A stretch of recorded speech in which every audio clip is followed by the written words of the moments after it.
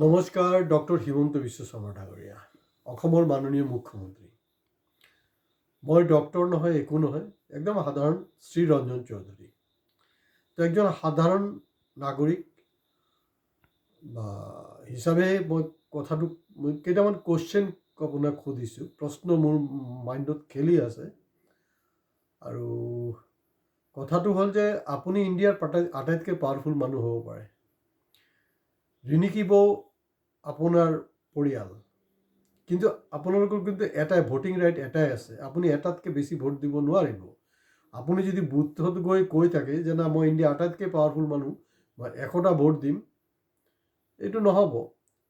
তো গতিকে ৰিণিকী বৌৰ ক্ষেত্ৰত একেই হ'ব বস্তুটো। মোৰ খুব চিম্পুল কুৱেশ্যনটো হ'ল, এতিয়া হৈছে কি, আমি জানো যে দেশত যিমান থাকিব লাগে, উকিল থাকিব লাগে, জাজ থাকিব লাগে, সেই আমাৰ পপুলেশ্যন বা কেছ অনুসৰি আমাৰ কিন্তু কম আছে। আৰু এটা অলিখিত নিৰ্দেশ আছে। সেই নিৰ্দেশ মতে দেখা গৈছে কি যে আপোনালোকে চিভিল যিবিলাক কেছবিলাক সৰহভাগে আপোনালোকে কিন্তু ৰেজিষ্টাৰ্ড নকৰে। তেনেকৈ বহু কেছ ওলমি আছে অসমৰ বিভিন্ন থানাত। নিশ্চিতভাৱে ভাৰতবৰ্ষতো মই নাজানো, ভাৰতবৰ্ষৰ কিন্তু অসমৰ বিভিন্ন থানাত মই নিজেই ভুক্তভোগী। চিভিল কেছত কি হয়, চিভিয়াৰ প্ৰব্লেম হ'ব পাৰে। এতিয়া মই যোনটো চিভিল কেছত কৰিছোঁ, তাত কিন্তু মোৰ প্ৰাণনাশ হ'ব পাৰে। এইটো কেছটো এনে চিভিল কেছ, কিন্তু পুলিচে বিভিন্ন তাল বাহানা কৰি এইটোক যেনে তেনে পাৰ কৰি দিয়ে, আৰু তেওঁলোকে কোনো পধ্যে এইটো ৰেজিষ্টাৰ্ড নকৰে।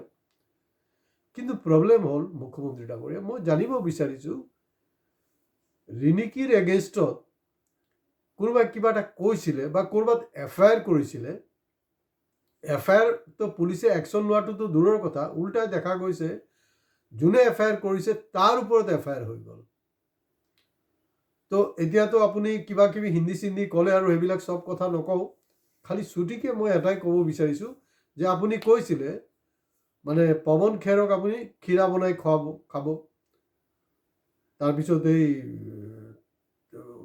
পৱন খেৰ কো মই পেলুঙা, তো সেইটো তো গ'ল। কি পেলুঙা, সেইটো কেনেকৈ পেলুঙা মইতো নাজানো, অসমবাসীও নাজানে, গোটেই ভাৰতবৰ্ষ আহি আছে।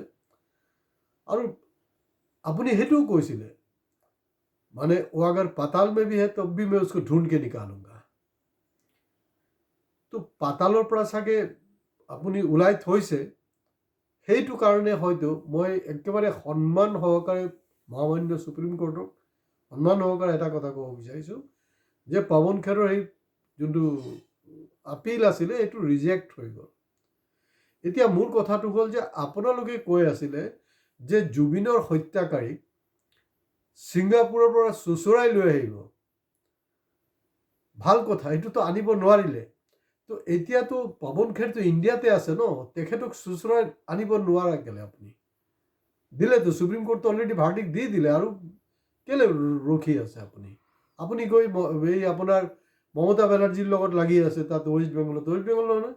আপোনাৰ এইটো আমাৰ কাৰণে বহুত ইজ্জতৰ কথা যে অসমৰ মুখ্যমন্ত্ৰীৰ সম্পৰ্কে যি ভুল তথ্য দিছে, আৰু আপুনি কৈছে পাতালৰ পৰা ওলাব, তাৰপিছত সুপ্ৰিম কোৰ্টে আপোনাক সুবিধাও দিলে, কিন্তু এই সুবিধাটোৰ আপুনি সুযোগ কেলে লোৱা নাই?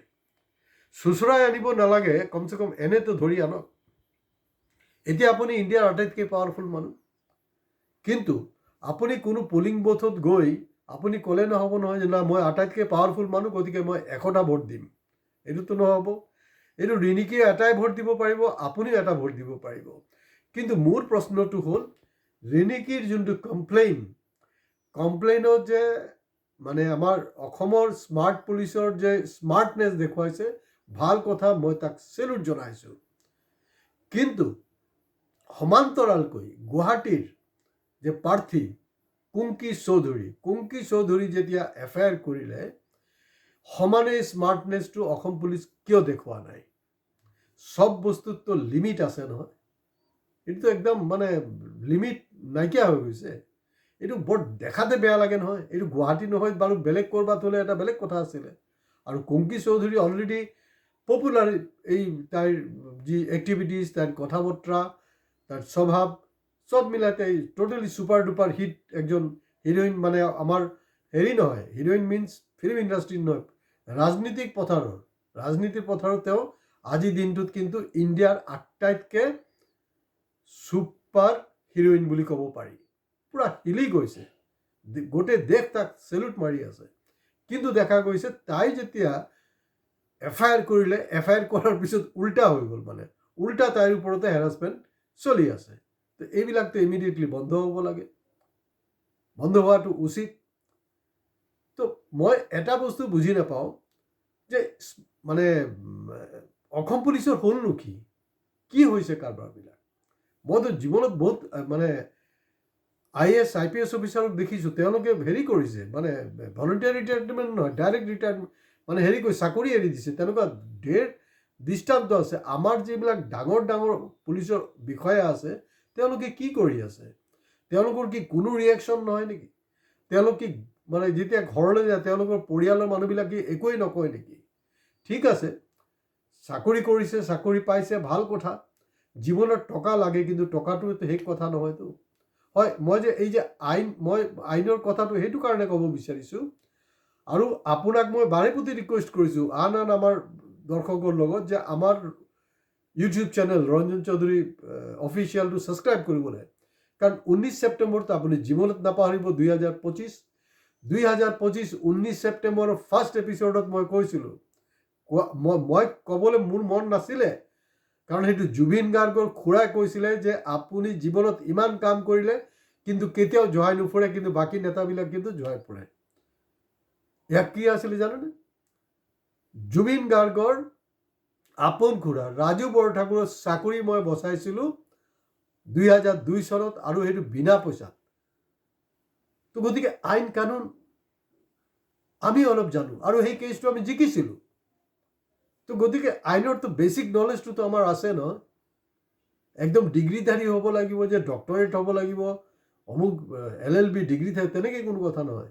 মই ৰঞ্জন চৌধুৰী, মই কৈ আছোঁ, যদি যোৱা বছৰ 2025 19 ছেপ্টেম্বৰৰ এপিছ'ড দেখা নাই, অকল মুখ্যমন্ত্ৰী নহয়, বাকী যিমানবিলাকে দেখা নাই গোটেইখিনি। মই এনেকুৱা নহয় যে আপোনাক পটককৈ কিবা এটা কৈ দিছোঁ, তেনেকুৱা নহয়। তো গতিকে এতিয়া পাতালত নহয়, এতিয়া মানে স্থলতে আছে। স্থলতে গৈ তেখেতক চুচৰাই নহয়, যেনে তেনে অসম পুলিচ এক্টিভ কৰক। আকৌ দেখা গৈছে আপুনি আটাইতকৈ পাৱাৰফুল মানুহ, আপুনি ঢিলা পৰি গৈছে, তেওঁক আল্টিমেটলি উঠাই লৈ আহিব লাগে, খুব পিটন দিব লাগে, খুব হেৰি কৰিব লাগে। লগতে কিন্তু এটা বস্তু লাইভ টেলিকাষ্ট আপুনি কৰিব, কাৰণ অকল অসমবাসী নহয়, গোটেই ইণ্ডিয়া কিন্তু মানে উদ্গ্ৰীৱ হৈ আছে যে মই উসকো পেলুংগা পৱন খেৰ কো। তো এইটো কেনেকৈ কৰে, কি কৰে, সেইটো যদি লাইভ টেলিকাষ্ট হয়, কাৰণ আমি দেখিছোঁ গুৱাহাটী হাইকোৰ্ট হওক, সুপ্ৰিম কোৰ্টৰ বিভিন্ন ক্ষেত্ৰত আমি দেখিছোঁ তেওঁলোকে লাইভ টেলিকাষ্ট কৰে। তো সেই লাইভ টেলিকাষ্টটো কিন্তু আমাৰ কাৰণে বহুত জৰুৰী হয়। কাৰণ মই উসকো পেলুংগা কোৱাটো কিন্তু আজিলৈকে আপুনি না উইড্ৰ কৰিছে, না মাপ খুজিছে, না কৈছে যে মোৰ স্লিপ অফ টাং বুলি। তো গতিকে গোটেই ভাৰতবৰ্ষ নহয়, বিশ্বৰ বিভিন্ন জেগাত কিন্তু এইটো চৰ্চা হৈছে। আপোনাক মানে এইটো কেনেকৈ কি কৰে সেইটো, কাৰণ সেইটো দৰকাৰ, কাৰণ আপোনাৰ সুবিধা। কাৰণ অসম পুলিচটো স্মাৰ্ট পুলিচ হয় নহয়, তাহাঁতিতো এইকেইদিনত 2 দিনৰ ভিতৰতে 24 ঘণ্টাৰ ভিতৰত উঠাই লৈ আহিব লাগে। উঠাই লৈ অহাৰ পিছত কি হয়, হিন্দী ফিল্মত আমি কি দেখিছোঁ, যিবিলাক মেইন ডন থাকে নহয়, লৈ গ'ল নিৰীহ মানুহটোক, যোৱাৰ পিছত তাত পুলিচ নহয়, তাত সেই যে মেইন যোনটো ভিলনৰ যিকেইটা চেলাকেইটা আছে, চেলাকেইটা গৈ থানাত অত্যাচাৰ কৰে। গতিকে আপুনি অত্যাচাৰ কৰিবৰ দৰকাৰ নাই।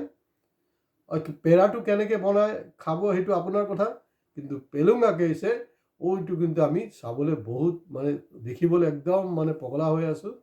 কিন্তু মোৰ এটাই ৰিকুৱেষ্ট অসম পুলিচৰ ওপৰত, যদিও মোৰ আইনৰ ওপৰত আস্থা আছে, যে কুংকি চৌধুৰীৰ লগত কিন্তু অন্যায় হৈছে, অন্যায় হ'ব নালাগে।